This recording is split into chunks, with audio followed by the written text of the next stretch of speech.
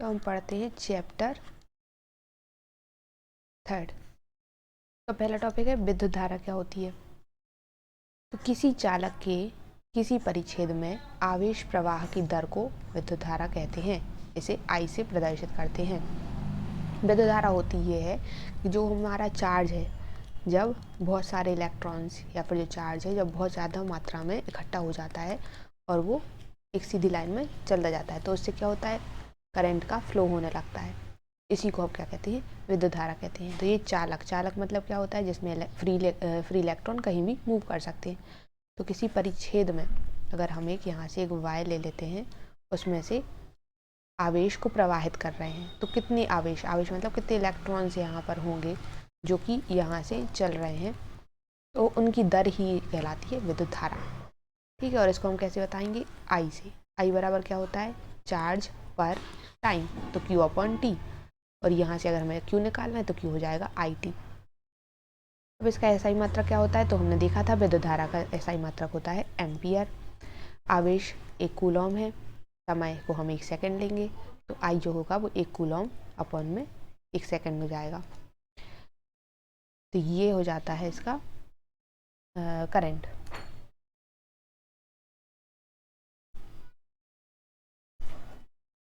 यदि किसी चालक के परिच्छेद में 1 सेकंड में 1 कूलॉम आवेश प्रवाहित होता है तो उसमें बहने वाली धारा को 1 एम्पियर कहते हैं। ये वाली डेफिनेशन भी आती है कि एम्पियर क्या कहलाता है। तो यही लिखना पड़ेगा कि चालक के परिच्छेद में 1 सेकंड में 1 कूलॉम आवेश अगर प्रवाहित हो रहा है तो उसमें कितनी धारा बह रही होगी, 1 एम्पियर धारा बह रही होगी। ये करंट देखने में ऐसा दिखता है, ये जो वायर के अंदर बहता है, जो हम बिजली देखते हैं जब बिजली कड़कती है, लाइन बनती है, तो ये जो है ये बहुत सारे चार्ज होते हैं जो कि एक लाइन में आ जाते हैं, तो यही बना लेते हैं करंट। अब धारा घनत्व क्या होता है, धारा देख ली। अब धारा का घनत्व, तो किसी चालक के किसी अनुप्रस्थ काट के किसी बिंदु के चारों ओर प्रति एकांक अनुप्रस्थ परिच्छेद से प्रति सेकंड बहने वाला धारा को धारा घनत्व कहते हैं। मतलब एरिया से कितना बह रहा है। तो अभी हमने देखा था I बराबर क्या था, Q/T, मतलब चार्ज पर टाइम कितना बह रहा था। और धारा घनत्व कहलाता है कि करंट जो है वो पर एरिया, मतलब थोड़े से एरिया में कितना, प्रति एकांक अनुप्रस्थ परिच्छेद में कितना बह रहा है। तो ये एरिया हो गया, तो चार्ज, ये हो गया करंट अपॉन में एरिया, ये कहलाता है हमारा धारा घनत्व J। इसको J से डिनोट करते हैं, J लिखेंगे धारा घनत्व को। तो J बराबर हो गया I/A। तो J की वैल्यू, I की वैल्यू हम रख देंगे Q/T, तो Q/AT, ये हो गया हमारा धारा घनत्व। इसको लिखते कैसे हैं, तो I का होता है एम्पियर और A का होता है मीटर स्क्वायर, तो एम्पियर और मीटर स्क्वायर ऊपर जाएगा तो मीटर के ऊपर -2 की पावर आ जाएगी, तो ampere into metre to the power -2। अब हम देखते हैं कि धारा घनत्व और अनुगमन वेग में संबंध क्या होता है। माना कि सबसे पहले तो डायग्राम देख लेते हैं। यहाँ से करंट फ्लो हो रहा है, ये हमने बैटरी लगाई है, तो बैटरी यहाँ से करंट फ्लो होगा, यहाँ से वापस आ जाएगा। उसके बीच में हमने ये चालक लगा दिया है PQ। अब इसमें से करंट जाएगा और फिर यहाँ से आएगा, तो ये हमें देखना है क्या हो रहा है इसके अंदर। तो ये PQ नाम का एक चालक ले लिया है जिसकी लंबाई कितनी है, L है, और अनुप्रस्थ काट का क्षेत्रफल कितना है, कितना चौड़ा है, इसका एरिया कितना है, A है। तो चालक का आयतन कितना होगा, आयतन हो जाएगा एरिया इंटू लंबाई, तो A इंटू L। यदि चालक के प्रति एकांक आयतन में मुक्त इलेक्ट्रॉनों की संख्या n है। अब ये चालक है, इसमें कितने फ्री, चालक में क्या होता है, फ्री इलेक्ट्रॉन होते हैं, तो उसमें कितने इलेक्ट्रॉन है, n है, ये फ्री इलेक्ट्रॉनों की संख्या। तो हमने कहा कि तो इसमें टोटल कितने हो जाएंगे, ये तो प्रति एकांक आयतन में n है, तो टोटल पूरे आयतन में कितने हो जाएंगे। तो आयतन का फॉर्मूला ये हमने देखा था, AL इंटू इसमें n का और इंटू कर दिया, तो इतने इलेक्ट्रॉन्स इसमें फ्लो हो रहे होंगे। ये फर्स्ट इक्वेशन बन गया। अब यदि प्रत्येक इलेक्ट्रॉनों का आवेश क्या है, E है, तो चालक P और Q पर कुल आवेश कितना हो जाएगा। अब तो अब हमने देखा कि इलेक्ट्रॉन्स कितने हैं, A L N। अब हर एक के पास इतने तो टोटल इलेक्ट्रॉन है, अब हर एक के पास E आवेश है, तो टोटल के पास कितना आवेश हो जाएगा, E का और इंटू कर देंगे, तो ये हमारे पास टोटल आवेश आ गया कैपिटल Q।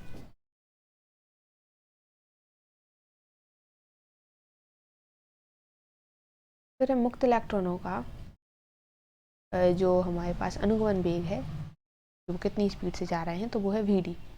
अतः आवेश का चालक को पार करने में लगा समय कितना होगा, तो समय कितना लग जाएगा, चाल बराबर दूरी बटे समय। तो समय बराबर दूरी बटे चाल, दूरी हो गई l, चाल हो गई vd, तो l/vd। तो यहाँ से ये आ गया। अब चालक पर बहने वाली धारा कितनी है, तो I बराबर Q/T। ये हमने शुरुआत में देखा था, धारा का फॉर्मूला होता है।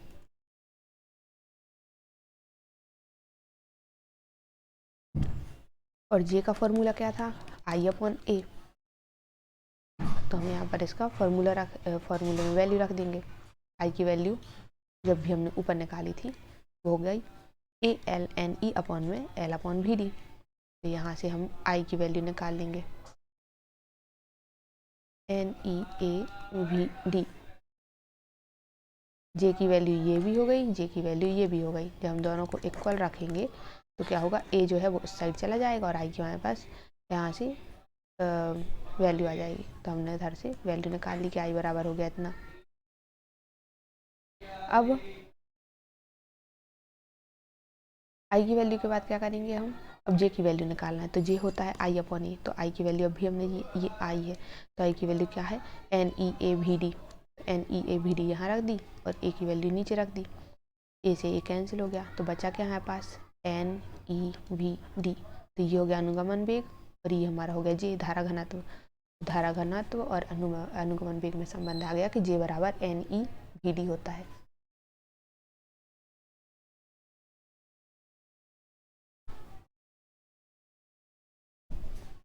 एक बार फिर से हम इसको रिपीट कर लेते हैं। देखते हैं सबसे पहले हमने क्या क्या निकाला था।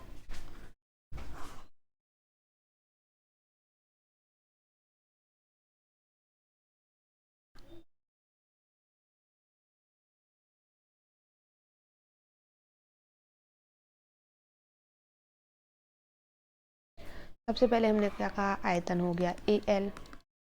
फिर आयतन में हमने n का इंटू कर दिया। फिर हमने कहा उसमें n की, अब e का और इंटू कर दो तो हमारे पास कैपिटल Q आ गया। तो हमारे पास टोटल चार्ज आ गया Q बराबर ALNE। फिर हमने कहा कि समय जो है T बराबर होता है L/Vd। अब देखो हमारे पास Q भी है, T भी है, तो हमने कहा I निकाल ले रहा है। I क्या होता है, Q/T। I बराबर क्या होता है, Q/T। तो Q की वैल्यू रख दो ALNE और T की वैल्यू रख दी L/Vd। L से L कैंसिल हो गया, Vd ऊपर चला गया, तो I बराबर क्या आ गया, ANeVd। अब हमें निकालना है J, तो J बराबर होता है I/A। तो यहाँ पर हमने रख दी I की वैल्यू ANeVd/A से A कैंसिल हो गया, आंसर आ गया NeVd। तो J की वैल्यू क्या आ गई, NeVd। इतनी था इसमें।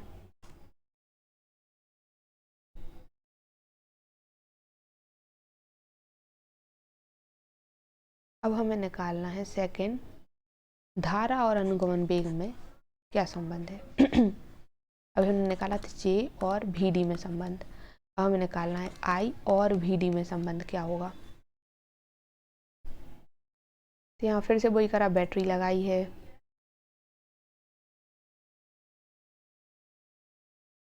कि बैटरी लगा दी, करंट जा रही है इस चालक में से।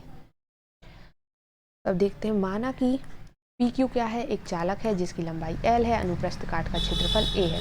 चालक का आयतन क्या आ गया, AL आ गया। यदि चालक प्रति एकांक क्षेत्रफल पर इलेक्ट्रॉन की संख्या क्या है, N है, तो मुक्त इलेक्ट्रॉन कितने आ गए, ALN। और टोटल आवेश कितना हो गया, जो अभी हमने शुरुआत में ही देखा था, ALNE। अब फ्री इलेक्ट्रॉन के लिए अनुगमन वेग क्या है, Vd।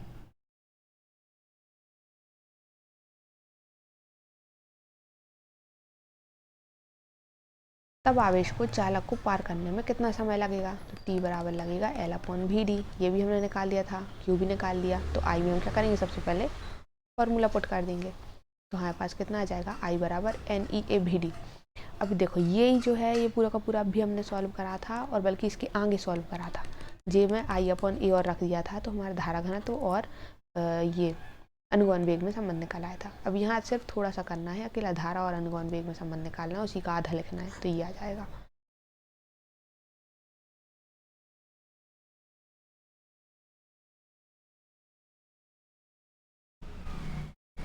फिर नेक्स्ट है ओम का नियम, ये है आईएमपी टॉपिक। तो सन 1828 में जॉर्ज साइमन ओम ने विद्युत धारा और विभवांतर में एक संबंध स्थापित किया आई और भी में, जिसे ओम का नियम कहते हैं। अब ये नियम है क्या? तो यदि किसी चालक की भौतिक अवस्था में परिवर्तन ना हो तो उसमें बहने वाली धारा चालक के सिरे के बीच लगाए गए विभवांतर के अनुक्रमानुपाती होती है। मतलब जितना विभवांतर होगा उसी के अनुक्रमानुपाती धारा बहेगी। तो यदि किसी चालक के सिरों के बीच विभवांतर भी लगाने पर उसमें बहने वाली धारा आई है, तो इसका जो फॉर्मूला होता है भी समानुपाती होता है आई के। तो भी बराबर इक्वल हो जाएगा आई आर आई के। आर जो है यहाँ पर प्रतिरोध है।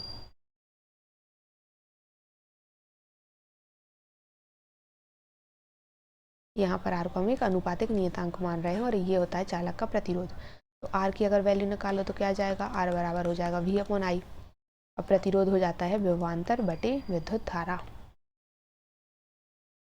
तो ये हमारा बोलता है ओम का नियम। इसको ऐसे भी समझ सकते हैं।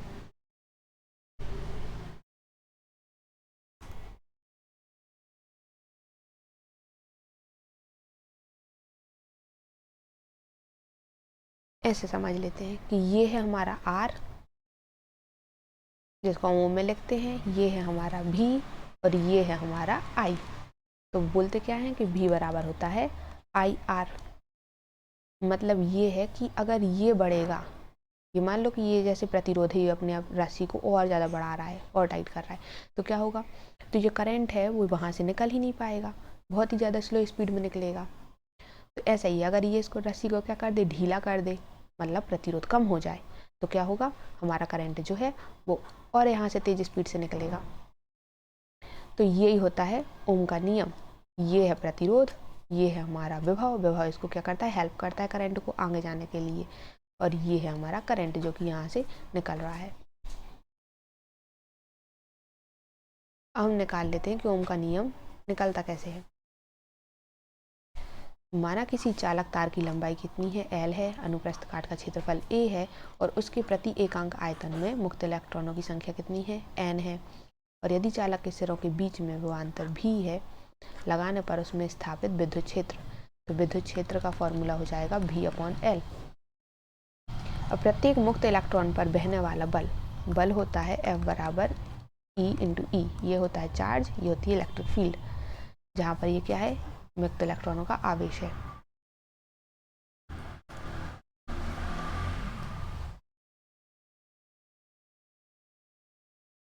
अब यदि प्रत्येक मुक्त इलेक्ट्रॉनों का द्रव्यमान कितना है? m है, तो उस पर उत्पन्न त्वरण कितना होगा? A बराबर F अपॉन एम। जो हमने F बराबर एम ए फॉर्मूला पढ़ा है, तो A बराबर कितना हो जाएगा? F upon M. F की वैल्यू अब भी हमने लिखी थी ई अपॉन एम, और E की वैल्यू भी लिखी थी हमने, तो E की वैल्यू क्या लिखी थी? V upon L. तो ये हो गया ई भी अपॉन एम एल। अब हमें प्रथम नियम पता है गति का, वो होता है V बराबर U प्लस ए टी। तो हमने लिख दिया V बराबर U की वैल्यू, U क्योंकि यहाँ पर शुरुआत में कोई वेग नहीं है तो 0 हो गया। और ए की वैल्यू अभी हमने निकाली है, तो ई भी अपॉन में एम एल। और टी जो है, टी को हम टाउ ले लेते हैं छोटा सा, तो ये टाउ ले लिया। तो V की वैल्यू कितनी आ गई? ई भी टाउ अपॉन में एम एल। इतना आ गया है इसका वेग, ये वेग आया है। अब जो हमने कहा अनुगमन वेग ले लेते हैं, तो अनुगमन वेग हो गया पहले का वेग, बाद का वेग बटे में 2। औसत वेग निकाल लिया है, तो ये शुरुआत में तो कोई वेग नहीं था, बाद का वेग अब भी हमने निकाला है, बटे में 2 हो गया। तो यहाँ से फॉर्मूला आ गया ई भी टाउ अपॉन में 2 ml। अब हमें आई का फॉर्मूले से पता है, आई होता है NeAVD, जो हमने धारा निकाली थी शुरुआत में। वो लिख ली। अब क्या करेंगे हम? जब भी हमने भी का वैल्यू निकाली है वो इसी में आई के फॉर्मूले में यहाँ VD में रख देंगे। तो यहाँ हमने इसको रख दिया, गुणा कर दिया। अब क्या कर सकते हैं इसके आगे? इन सबको अलग अलग थोड़ा लिख लेंगे बांट के। तो NE² टाउ एक साइड लिख लिया अपन में 2m, और A अपॉन एल अलग लिख लिया, भी अलग लिख लिया। अब भी को जो है, भी को हम इस साइड आई में अपॉन में भेज देंगे, तो आई अपॉन भी हो जाएगा। अब हमने देखा था ओम का फॉर्मूला क्या होता है? भी बराबर आई आर। तो यहाँ से अगर हम आर की वैल्यू निकालें तो आई की वैल्यू हो रही है भी अपॉन आई। तो यहाँ हम इसमें फॉर्मूले में पुट कर देंगे इसको।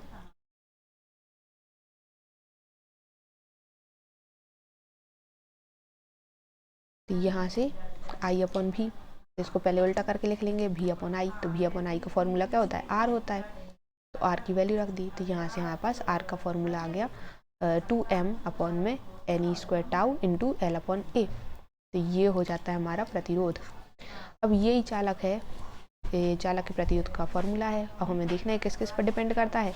तो एल पर डिपेंड करता है, मतलब लंबाई बढ़ाएंगे तो प्रतिरोध भी बढ़ेगा। क्षेत्रफल पर डिपेंड करता है, मतलब क्षेत्रफल बढ़ाएंगे तो प्रतिरोध घटेगा। तो जो भी चीज़ नीचे होगी वो इसकी ऑपोजिट पड़ेगी। जैसे कि ए बढ़ाएंगे तो ये आर घट जाएगा, एल बढ़ाएंगे तो आर बढ़ेगा, क्योंकि ऊपर है तो बढ़ेगा। मुक्त इलेक्ट्रॉनों की संख्या एन नीचे देख के रखा है, अगर इसको बढ़ाएंगे तो आर कम हो जाएगा। तो आर जो है प्रोपोर्शनल है एल के, और यहाँ पर 1/a के, 1/n के, 1/τ के और m के। तो ये इन सब चीज़ों पर ये डिपेंड करता है प्रतिरोध।